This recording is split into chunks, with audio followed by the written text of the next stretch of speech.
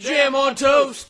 Hey there everybody, welcome to the Jam. I'm Cameron. Today the toast is to the Octist. Forgive me for a moment, but this is a response to Sourcefednerd Movie Club that in no way makes it a submission of any kind, nor gives permission for usage of my video other than directed per YouTube guidelines and terms of service. So once again, even though I've got another video here, do not use my face or another clubber's face for that matter without due credit by putting their channel name or a name of their choosing underneath their face. So the short sell on this one is that a silent film actor ends up dealing with the emergence of the talkies. My love for this one is the scene with the glasses and him trying to deal with the idea of sound in the world and not it being a silent world. I really thought we were going to get a whole new crazy take on the matter. I hate it is he didn't pay that guy for a year, his PA. He's smoking and drinking and like to no end in this shitty apartment. The guy's sitting there cutting sausage for him and he has to fire him because the guy hasn't had the good sense to quit. It's ridiculous that he treated him that poorly. The MVP for this one, despite the wonderful performances in here, because that's got to be a lot of work to try to make yourself set up with no noise or everything, is the dog. And I think it's because we don't expect dogs to talk, so it was a nice crutch for them to use throughout the movie to comic relief or just little physical wit, not to mention the heroics that the dog goes through. If only it could tap dance. But on to the categories. Aesthetics. This is a 2011 silent movie. This is a 2011 silent movie. Somebody had the fucking artsy fartsy idea to do this. That's a great idea to do that, and it's a wonderful art ideal.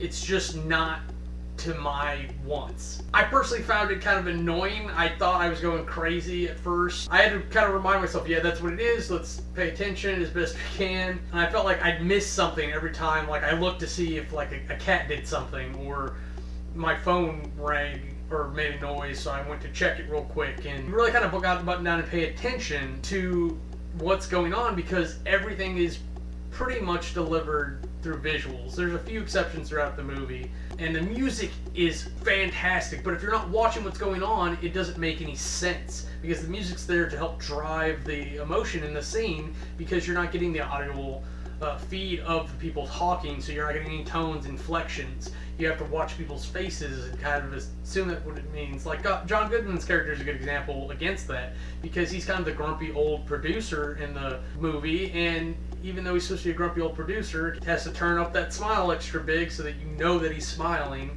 and he's not always as gruff as he may seem if you're paying attention to the scene. The moments where they start using sound are wonderful, and it really gave me that drive to be like, oh, what are we gonna do? What are we gonna do? And it is still a silent movie for the most part. Let me say that it takes a powerful writer and director to make this sort of thing happen. To take away all the words, paint visually like that, that is a lot of skill, a lot of effort, and it deserves credit where credit's due. It's just not to my taste. Aesthetics gets an 80. Character development.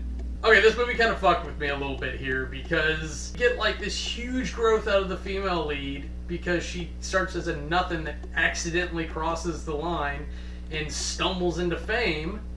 And then we have the famous guy who is not really changing personally. His character does change. He gets less and less famous and less wealthy, but he goes from being a movie star to an average Joe, but he doesn't live like an average Joe. He's still living off his stuff that he's selling off. He's not working other than making his movie, which was kind of cool that he went that route and did that because that's a big deal to follow your dreams and really make something, even if it's followed by a stock market crash. But he was still making something that nobody wanted and that really wasn't any good. And granted, when you do that all your life and you're famous for that, you want to feel validated. But if we want to talk about character development, let's look at silent pictures. It's amazing that movies have developed to what they are today because the idea, I think, was that, like theater, but on a screen, to develop silent movies as a thing was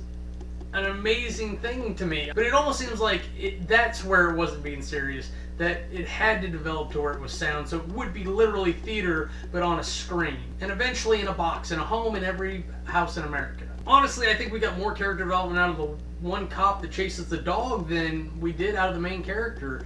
He's still kind of the silent movie extraordinaire all the way to the end when he's tap dancing. Whereas if he had embraced it from the start, he could have gone somewhere with it. Character development gets a 90. Storyline. If you look at this from a very high level, the story is super weak. It only has relevance because as we're talking about movies, we obviously have an academic interest in them and the history thereof. If you just talk about it like guy's famous, guy gets less famous, girl gets more famous, guy gets drunk and stupid, almost dies in a fire, turns out girl's been supporting him the entire time, they do a tap dance together. What story is that? Forgive me if I am being too harsh, but I just didn't feel much conflict from it.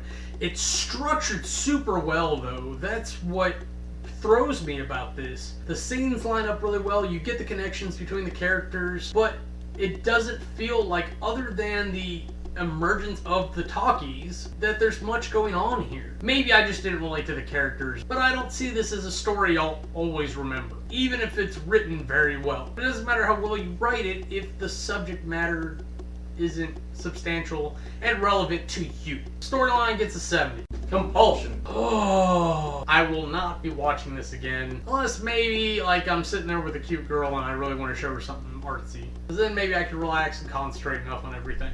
But with my life, there's too many distractions going on at once, trying to get other things done at the same time.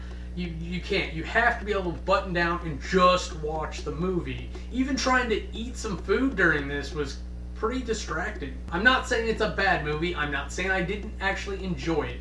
I'm just saying this isn't one that I would choose to watch on my own.